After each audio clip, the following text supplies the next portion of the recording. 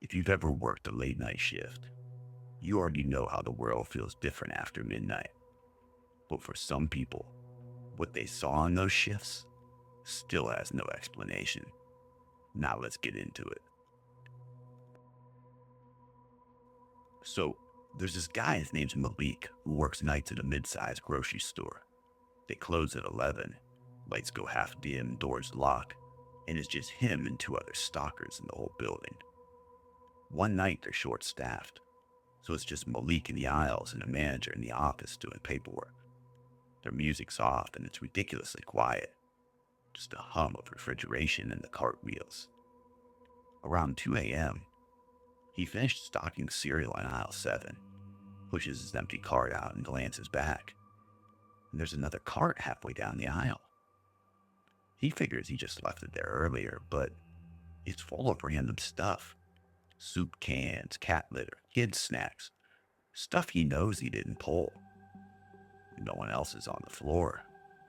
He shrugs it off and rolls it back to the back room. But a half hour later, he's in the dairy section and hears a cart roll across the tile, 2 aisles over. He calls out, like, hey, hey, but there's no one there. So he's thinking maybe just a manager came down. But nobody answers. He walks around the corner, and there's another full cart. Same weird mix of items. Like somebody was doing their shopping in silence and then just bailed mid-trip. He checks the front doors on his way to the office. They were still locked. Alarm still armed. Cameras all green. The manager swears he hasn't left his chair all night. When they finally finish the shift at around 4 a.m., Malik grabs his stuff from his locker. Something white is tucked into the vents of the door. It's a Polaroid. The picture is grainy, but it's clearly him, stocking cereal in aisle 7 that same night. The angle is high, like it was taken on top of the shelves or the ceiling. He goes cold, checks the back of the photo. Nothing. No writing, no date. So he goes and he tells his manager, who just kind of laughs it off at first. And that was until Malik pulls out the second Polaroid he found taped stuck inside his car door when he got to the lot. This one of him pushing the weird cart back to the stock room. The angle? Low, from behind his rear bumper. Security footage later, that week, showed the front door never opening once after closing. Whoever was in there with him that night didn't leave through the front, and they were close enough to lean against his car and take a picture without noticing. If you ever worked nights at a gas station, this is the kind of thing that sticks with you. There's a woman, her name was Jess, who works overnights at one of those 24-hour gas stations off an interstate. You know the kind, flickering sign, 2 pumps, and a bathroom key on a giant piece of wood. At around 2 a.m. on a Tuesday, a white cargo van pulls up but doesn't go to the pump. It parks at the far edge of the lot, right where the camera barely reaches. There was no logo, no window, it just sat there idling. Jess watched for a bit, then goes back to wiping down the counters. When she looks up again, the van is closer. 1 row of parking spots in. She never heard it move. A few minutes later, the door chime goes off. A guy in a dark hoodie walks in, does a slow lap around the aisles, doesn't buy anything, doesn't even look at her, just walks out and gets back in the van. Now, this happens 3 nights in a row. The same guy, the same van, the same walking through the store. By night 4, Jess is really on edge. She texts her friend saying, hey, if anything weird happens to me, it's this van that keeps creeping around here. So at around 3 a.m., she glances up and nearly jumped. The van is now parked directly in front of the store, right under the awning, nose pointed at the door. She swears she didn't hear an engine, didn't see headlights sweep the window. It was just suddenly there. The guy doesn't come in this time.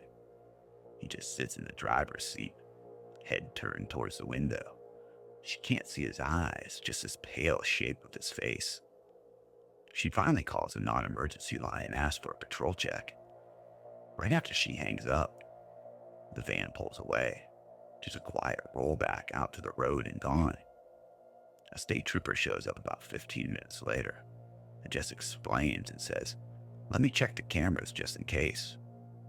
They scrub back to the feed, and you can see the van in the far corner.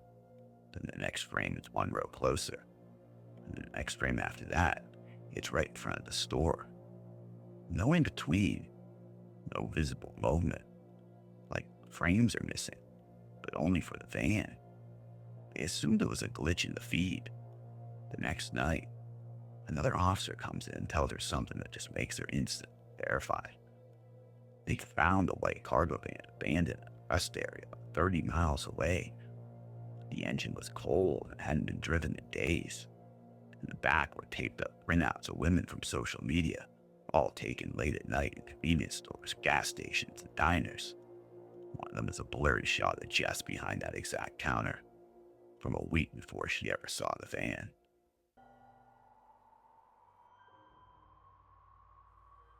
So there's this guy, Nate, who does overnight security in downtown office in Pittsburgh. It's a pretty simple gig. Watch the cameras, walk a few floors, deal with the occasional drunk who tries the wrong door. One tenant had just moved out a couple weeks earlier. The entire 14th floor cleared. No furniture, no computers, no lights on that floor at all. Just basically a dead zone until leasing filled it again. It's like 2:45 in the morning when his phone buzzes with an internal ticket from the building system. Access needed, badge air, suite 1403. Nate recognized the name. Keller was one of the managers from the company that just left. The thing though, their badges were all deactivated. Their suite is one of the empty ones.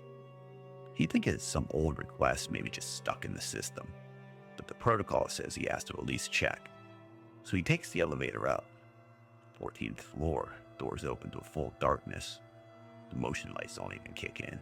Smells like dust and carpet glue, the just moved out smell. He walks down the hallway to 1403. The glass door still has that old company logo ghosted on it. No light inside. He can see straight through. Empty floor, cables hanging from the ceiling. There was just nothing there. Then he notices something that makes him uneasy. There's a fresh handprint on the glass. Low, like someone had leaned their forehead and pressed against it, trying to look in. He checks the handle, and it's locked. Tries his MasterCard key. Red light. It was normal. The whole suite is supposed to say steel. He stands there for a second, listening, and it's dead quiet. There's no AC hum, no computers, nothing, just dead silent. He goes back down and clears the ticket as an error and makes a note. Half an hour later, another access request pops up. Access needed. Locked in. Suite 1403. The exact same name. This time the note field actually says, "Hey, I'm still in here." Now, he's pissed, thinking someone's playing a prank on the system. He calls the operations guy at home. The op guy swears that the tenant's directory is fully removed and that those user accounts shouldn't even be able to submit anything. They decide to pull logs. The request was coming from a workstation ID on the 14th floor. One of the old desk stations inside what should be an empty suite. They both know it can't be right, but now Nate has to go back up there. The handprint on the glass is lower now, like someone shorter pressed against it. He swears he hears something on the other side. Kind of like movement, but not movement. Just that faint, irregular rustling you hear when someone shifts their weight on carpet. So he tries the handle again, but it's still locked. He stands there longer than he should. Every instinct in him telling him to walk away. But he doesn't want to get chewed out if there's actually some squatter inside. So he's knocking hard. Boom, boom, boom. But it's just silence. Eventually, he takes a photo of the door, logs everything, and goes back down. Next day, building manager brings up IT and leasing to sort it out. They all go up to 1403 together. Door's the same, logo half scrubbed, no handprints now though. Dust is back on the glass like nobody touched it in weeks. IT unlocks the suite from the panel and physically opens the door for the first time since they moved out. It's completely gutted. No desks, no chairs, no workstation. The spot where that workstation ID was coming from? Bare concrete, cable stub in the floor, outlet capped off. They pull old records. That desk used to exist, the one assigned to Keller, but it was removed 10 days earlier. And when IT digs into the system history, they find something else. The very first time access needed 1403 came in from Keller's workstation. It was timestamped 3:12 a.m. on the night before the company officially moved out. The note on that one just said, "Sounds like something's living in the walls." Nobody responded to that request. It got buried in the queue and auto closed when the tenant vacated.